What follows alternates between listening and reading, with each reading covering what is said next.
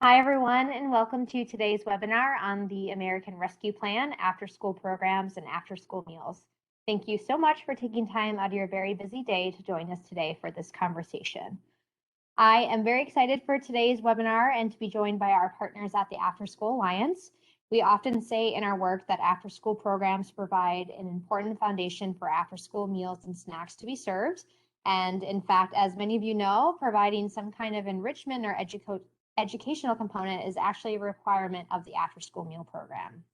And while there have been many important gains in increasing the reach of after-school snacks and meals, we know that increasing the availability of after-school programs, which keep children safe, engaged, and learning after school, is just as important and helps support families in numerous ways. So today's deep dive webinar will provide a look at recent developments around funding for after-school programs, what anti-hunger advocates should know, and how to stay engaged as we move forward.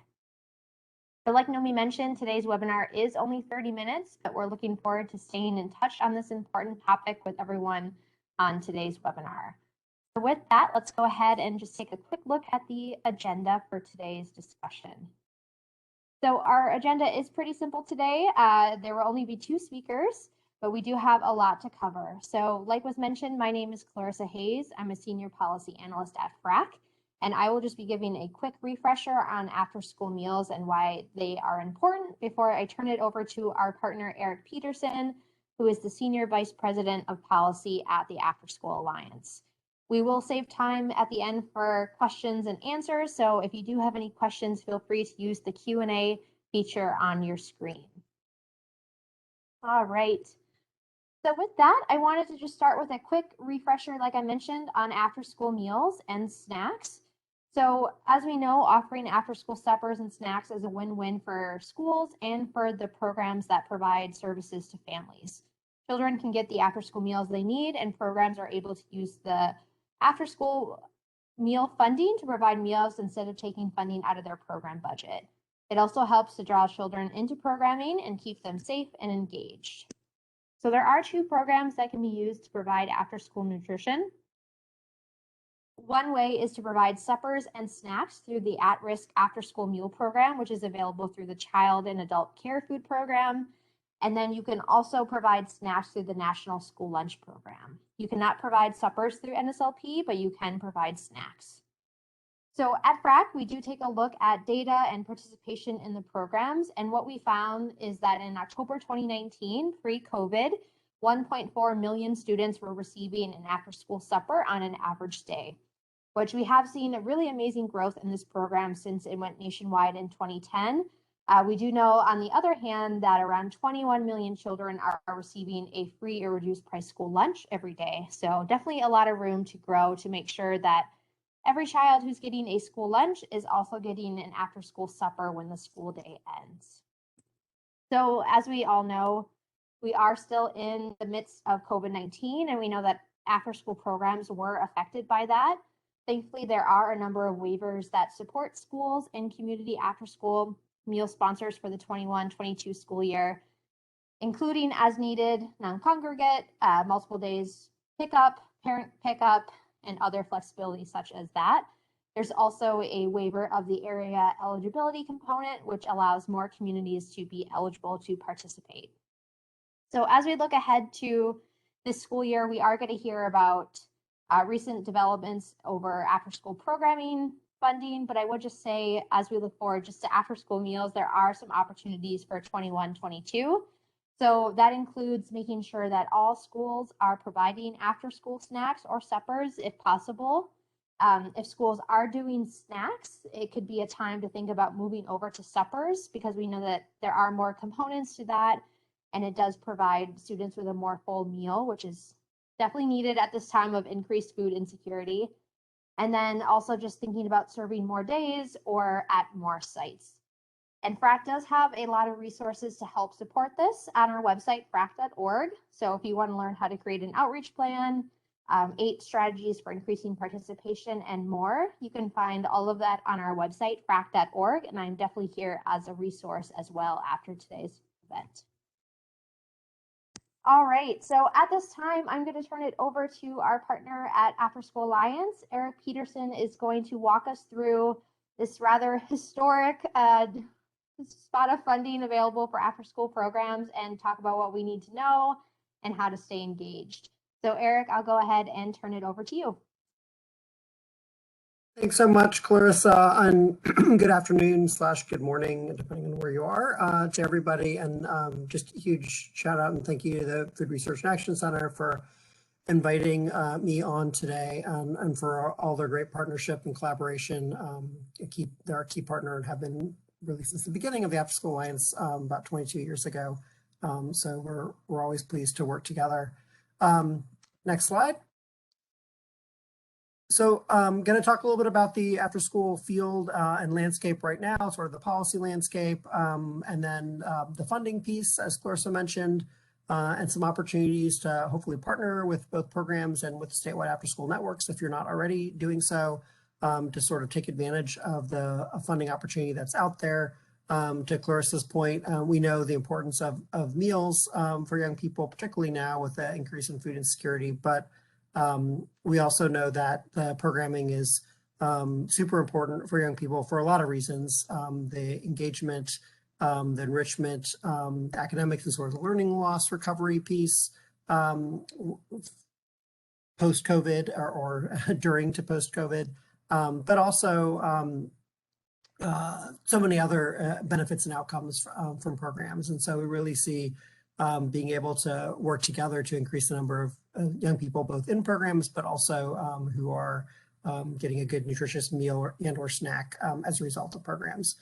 So where we are now in terms of the program, after-school program field, or out-of-school time field, there's about, from our latest data, which was collected right before the pandemic hit, so February, mostly February of 2020, we've done, and I'll show in a couple other slides, some since then have done some follow-up surveys of the field and our providers to sort of try throughout every 2 months or so since March 2020, keep track of where things stand, and as programs fluctuate, as programs went from in-person to virtual to hybrid to back to virtual to in-person last school year and then summer, and then now we're seeing a little bit of everything again, although much more in person than we have, really since March 2020. But those pre-COVID numbers, the big sort of headline is, and this comes from a data set called America After 3 p.m., which we do about every 5 or 6 years, starting in 2004. So you can see since 2004, the headline is that the demand for programs continues to increase. So we're up to about 24.6 million young people that, as of February 2020, would be in a program if there was one available. That's based on their parents' assessment, and that's, again, pre-K programs up through 12th grade. Knowing that programs look different for little kids, for elementary age, and then up to middle and high, but a recognition from parents across all grade levels of the value and importance of what those programs bring to their children. The number of students that are in programs has fluctuated as well, but as of, again, February 2020, it was about 7.8 million that were in programs, and about half of those, more or less, are low income versus middle or upper income. And so, as you can recall from Clarissa's number on the number of meals, after school program meals being served through the USDA child nutrition programs, lots of room to grow in terms of the number of students who qualify for after school meals that aren't being served. And again, a big part of that is because there has been a shortage of funding for programs that serve low-income students to subsidize the cost for parents. Next slide. So as I mentioned, the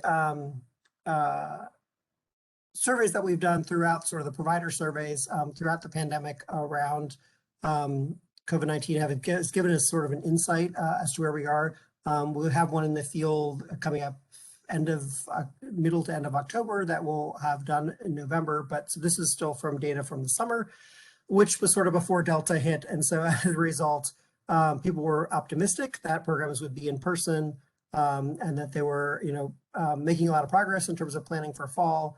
A lot of those plans obviously got paused in some communities, particularly in rural communities where we saw schools have outbreaks and have to go to virtual, or in some cases closing schools completely. I'll drop a couple links throughout in here, and this is to a data dashboard that has, you can actually go back all 5 of our provider surveys through since March 2020 to kind of see what the field has looked like and what some of the challenges have been, whether programs have been virtual, in person, whether they've been all-day learning hubs, like we saw a lot last school year, and then kind of where we hope to know a little bit better where things are this fall, again, with that survey data next coming out next month or November. Next slide, please. Thanks.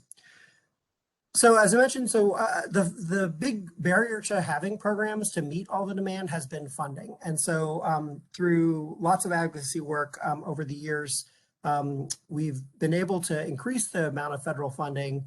The 21st Century Community Learning Centers, which is the main federal funding stream for after school, began back in late 90s, so 1998 at $40 million. It's since grown to about 1.3 billion now, but still that only serves about 1.5, 1.6 million students.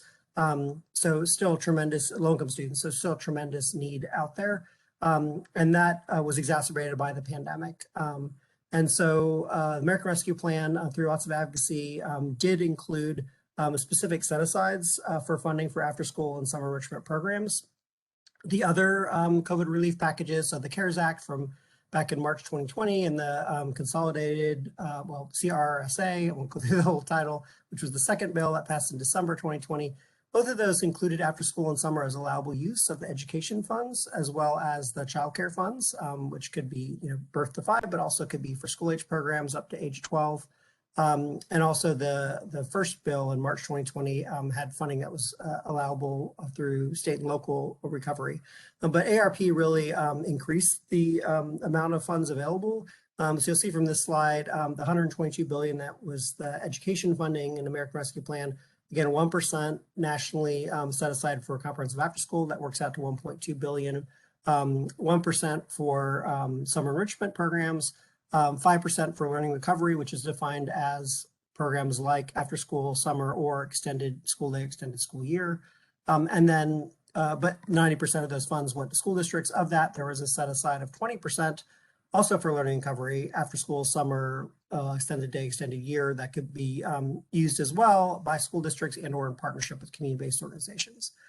Similarly to the other funding in the first 2 COVID relief bills, both the child care and state and local fiscal recovery fund explicitly could be used for after school and summer as well as allowable uses. I should say that 90% to districts, in addition to the 20% set aside, the other 80% of that can also be after school and summer remains an allowable use for that as well. So you see a couple examples in the bottom from Wisconsin, but we have examples across all states, and that helpkidsrecover.org site that's mentioned, and I can drop that in the chat too. But that's probably your best source. It's a site we work on in collaboration with a number of other national groups, and it's your best source for tracking what some of that funding is being used for, some partnership examples, as well as examples of the funding being used at the state and local level. I'll also, oops, no, I won't, sorry. All right, I'll do that in a second. Let's go to next slide for now. All right, so again, this one and the next one too are just sort of graphical representations of the size of the investment. So as I mentioned, 21st Century, went from 40 million 98 up to about 1.3 billion now. And so that's been a lot of growth, but this sort of as a comparison, the 1% set aside for after school, 1% for summer, again, 2 billion together, and then the set asides for learning recovery at the state, that altogether is about 8.5 billion, and then the 22 billion represents that 20% set aside at the local level.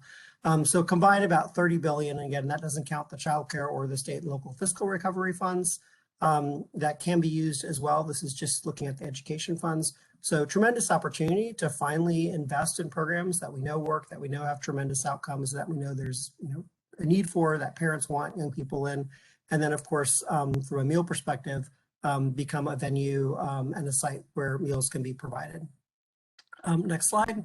This is another sort of graphical interface that sort of breaks it down. Again, the 122 billion At the national level, the breakdown between 90% to school districts and then 10% to states. Of that 10%, the 5% or $6 billion for learning recovery, $1.2 billion for summer enrichment, $1.2 billion for comprehensive after school. And then on the other side, on the left, you have the $22 billion or 20%, again, for learning loss recovery. And the point that 80% left over, there's a long list of allowable uses for that, including supporting in-school school nutrition programs and staff, but after school and summer is part of that as well.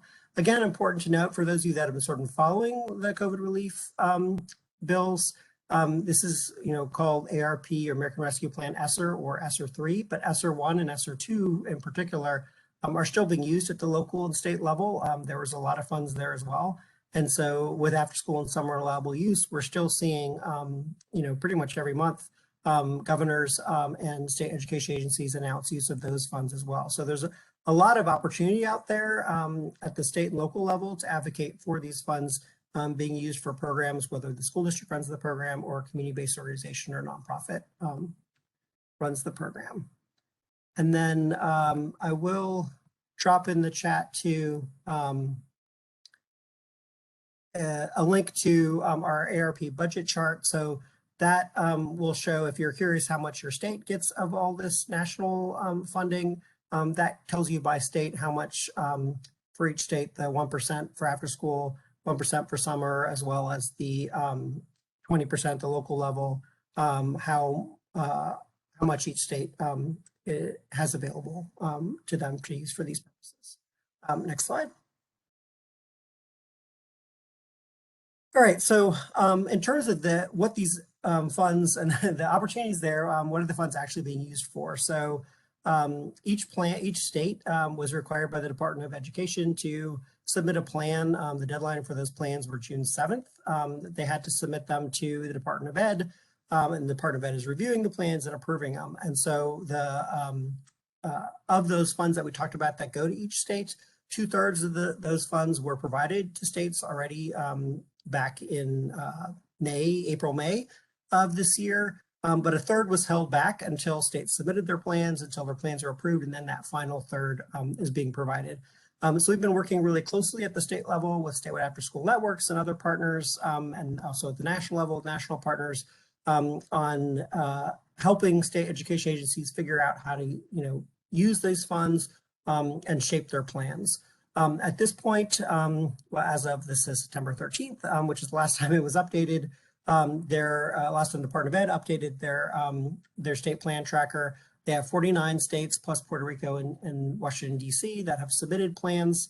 Of those submitted plans, 37 have been approved so far by the Department of Education. The remainder that haven't yet been approved are in negotiations where they're going back and forth with the state education agency and trying to figure out, again, these plans are for the entire use of their ESSER 2-3 funds, and actually also ESSER 2 and ESSER 1 are required to be described in the plan how they plan to use those funds as well. In addition to the state planning process, every local school district has to submit a plan to their state education agency about how they're going to use the 90% of those local funds as well.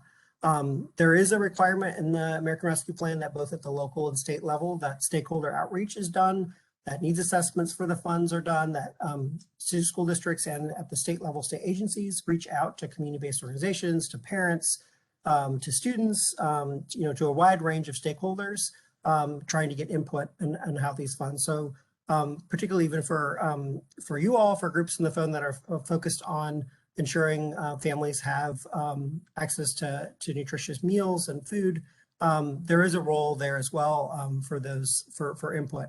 Again, I'll note that the state plans, again, have mostly been submitted with the one exception. The one state that hasn't submitted a plan yet is Florida. But with this sort of iterative process back and forth in a number of states, that there is still opportunity for input and for feedback. And some states are still reaching out to stakeholders and providing an opportunity for input. There's some sort of overall bullets here around what we've seen in those plans. About 25 states have used that 1% for after school, comprehensive after school, to set up a grant program that can be competed between community partnerships community-based organizations and school districts in some cases. 19 have summer enrichment grant programs. 14 are working really closely and having their statewide after-school network sort of run those competitions. A number of them are using the funds to expand their 21st Century Community Learning Center program. So we're seeing a lot of different ways, different sort of models. And if we go to the next slide, you'll see some sort of themes here as well. I'll also drop in the chat. We have a blog series tracking these. The one I dropped in the chat was from back in August. It's part 3, but part 4 of that blog series should be up this week or early next week as well. Again, sort of tracking what the plans look like and what we're seeing at the state level. But you'll see some big themes here: school community partnerships, departments of education hiring new staff to help coordinate some of this work, grants to youth-serving organizations that I mentioned at the state level, quality standards, the ability to share data between school districts and community-based organizations. Youth voice has been a big theme in some of this for some of this funding. Being able to sort of braid these funds, so the state and local fiscal recovery funds that go to cities, towns, and states, as well as the child care funds and the education funds, how can those all work together to serve more young people and families? And then staff training. Next slide. I know I'm running up against time here, so I'll go quick. I mentioned those provider surveys, flagging them again, because when we talk about meals in particular, you'll see from here that both that first graph and the second, more than half of these are surveys of about 1,000 to 1,200 programs. Again, this is from our wave 5 of those surveys from the summer, but 65% of programs were providing snacks and meals, and then more than half also were, as of the summer, were delivering meals or making them available to families as well as other resources. And so the meal piece continues to be really important. Other trends that we've seen, especially as we go into the school year, sort of anecdotally, trauma-informed care, social emotional supports, academic support around learning loss and tutoring. Those are all continue to be really important components of comprehensive after-school programs, but the meals continue to be a huge piece as well. And the waivers have been helpful. They've also been a challenge to kind of work through with, as you all know, with sort of, in some cases, some parts of waivers being extended and some not. So that's been a little bit of a challenge for some programs. But in addition to using the USDA program, we've had a lot of programs being able to capitalize on private support to be able to provide meals and other resources like hotspots and things like that to families, particularly last school year when schools were virtual or hybrid, more so than this year. Next slide.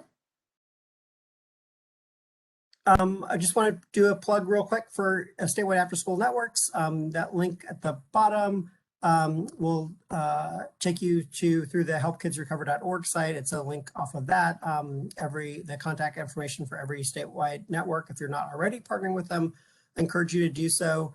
And you'll see in the states that are working with their statewide network to provide the grant funds through ARP, like for instance, Georgia, Arkansas, South Carolina, Minnesota, Utah, to just name a few. The meal piece is something that they're including in their RFPs, making sure that the grantees are participating in the meal programs. If they're not, that they are able to be identified to have some support to get them on board, as well as using the RFPs as data collection too, to see, are you already participating? If not, why not? Those kinds of questions. So they're a great resource, and hopefully folks are connected already. If not, happy to help with that. And then the last slide here is just, Lights on After School. That's happening this fall. It's a nationwide rally to support and celebrate after school. We love when we see the role of meals and partners around meals elevated as part of Lights on After School events. So a lot of those will continue to be virtual this year like last year, but we know of a lot of in-person events that are happening as well.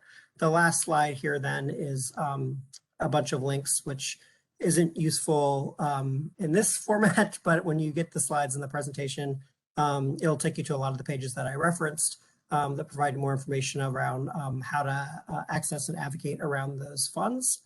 And the last slide is my email address, which will also allow you to get information there. I'm sorry I went a little bit over, but I'll throw it back to Clarissa for Q&A. Great, thank you, Eric, and not a problem at all. It's really great information to share.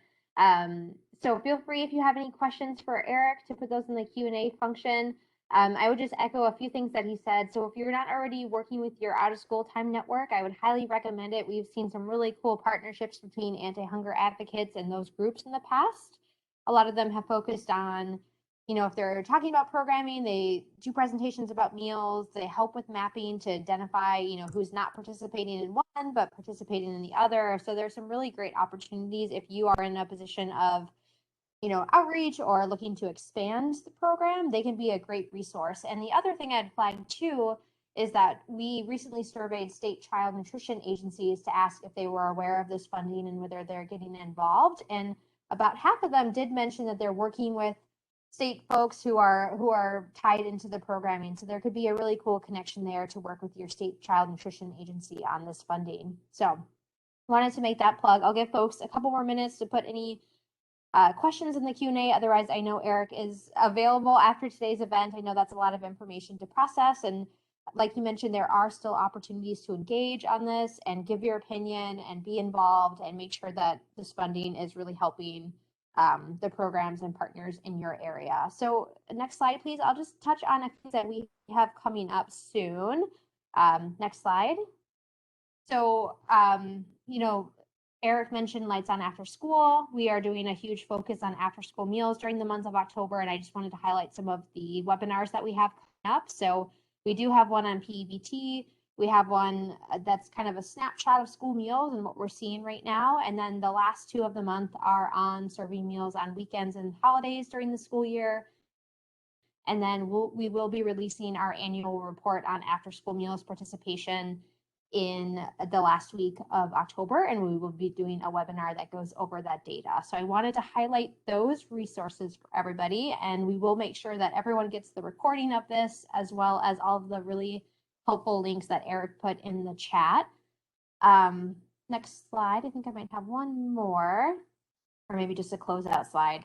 Well, I don't see any questions at this point, and we do want to keep it to 30 minutes. So all I will say is that you have Eric's information. My information is here. If you are looking for more opportunities to stay engaged on this, or if you have any questions about what this will mean for your state, we're definitely here as resources and can get you that information. So highly recommend everyone stay in touch. We know this is just the beginning of this conversation. So wanted to thank everyone so much for taking time out of your day to join us, and we will talk to you soon. Thanks so much. Thank you.